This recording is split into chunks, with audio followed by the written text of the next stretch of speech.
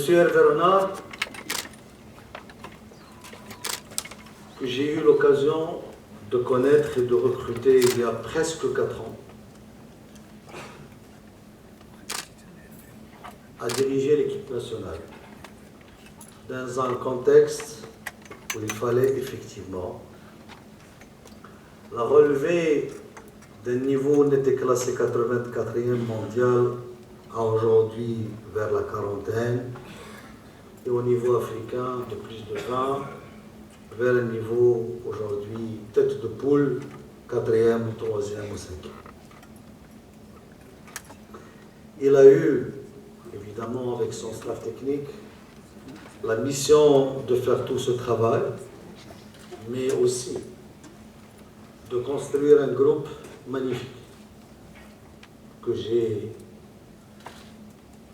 partagé, c'est moins fort, avec lequel j'ai vécu des moments et des moments formidables. Un groupe d'anciens, de jeunes, mais aussi de talents extrêmement importants et bien sûr de l'expertise nécessaire.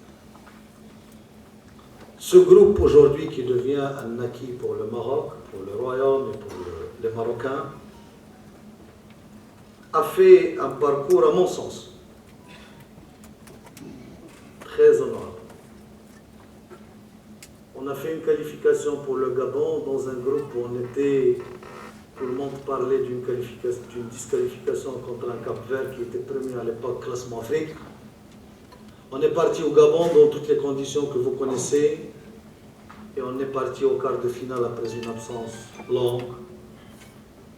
Après, c'était la grande gloire et retrouver la compétition mondiale via la Coupe du Monde en Russie 2018. Et puis, je dis avec toute modestie et toute objectivité, réussir déjà des qualifications tête de groupe pour aller en Égypte. L'objectif en Égypte était de remporter cette coupe.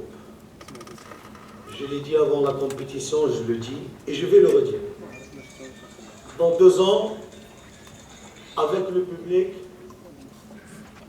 Berkane ou je ne sais pas où, je vais dire que le Maroc doit remporter la coupe. Il ne faut pas se fixer d'autres objectifs. On n'a pas remporté, c'est vrai. On a fait un premier tour plus qu'honorable. Et aujourd'hui, je peux vous dire une chose. Si la tristesse était quantifiable, je peux vous dire que la mienne se trouve et se trouvera pour longtemps dans un premier palier. Et je peux vous dire, vous les membres de ma grande famille qui est le football, que cette disqualification inattendue, je ne veux pas rentrer dans les détails, vous les techniciens, vous connaissez la raison. Aujourd'hui, c'est un élément de perturbation structurelle dans ma personne. Donc à M. Hervé Renard, 1000 merci en votre nom pour tout ce qu'il a fait. Aucun travail dans le monde n'est parfait. Beaucoup d'efforts, beaucoup d'énergie, beaucoup de détermination. On n'est pas des ingrats, on n'oubliera jamais ça. On sera toujours reconnaissant. Les générations futures, on serait reconnaissantes d'une participation magnifique en Russie. Après une longue absence et un retour qui était longuement attendu. La suite, évidemment, la vie ne s'arrête jamais. On va continuer à travailler dans la continuité, dans la même logique, avec le même état d'esprit, la même détermination pour effectivement prendre en considération toutes les conditions intrinsèques et externes de l'équipe nationale, ce qui attend l'équipe nationale. Et je vous annonce qu'au cours de la semaine prochaine, je mettrai en place une commission spécialisé qui va trancher parmi les dizaines et les dizaines de CV que la Fédération a reçus.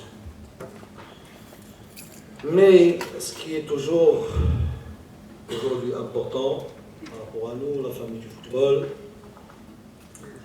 c'est de dire que l'équipe nationale a des obligations, le temps ne s'arrête pas. Il faut passer au travail,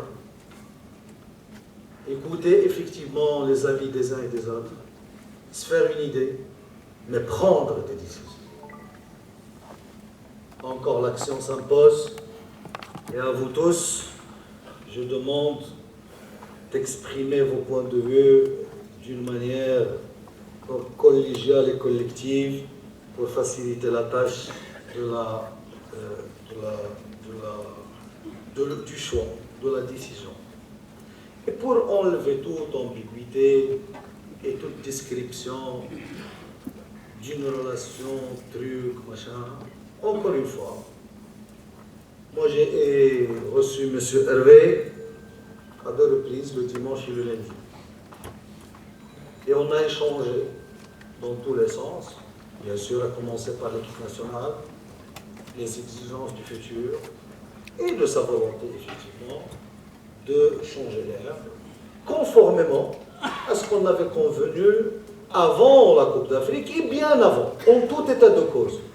Moi, je n'ai jamais eu et je n'aurai jamais en tête d'obliger un entraîneur et de lui faire le petit jeu pour l'obliger à rester dans un club,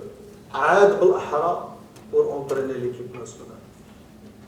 Et les entraîneurs qui ont entraîné le petit club que j'ai géré, peuvent en témoigner. Ils sont partis dans les 4 coins du monde. Ils n'étaient jamais là pour demander des choses. Je ne peux pas obliger une personne à travailler dans un coin. Ça fait partie de ma culture.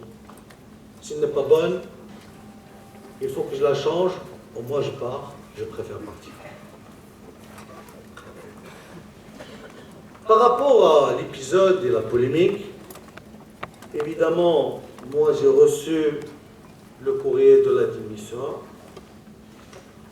Le papier il est là, parce que j'ai vu des excellences de publication, des drafts. C'est comme si on a inventé la Lune.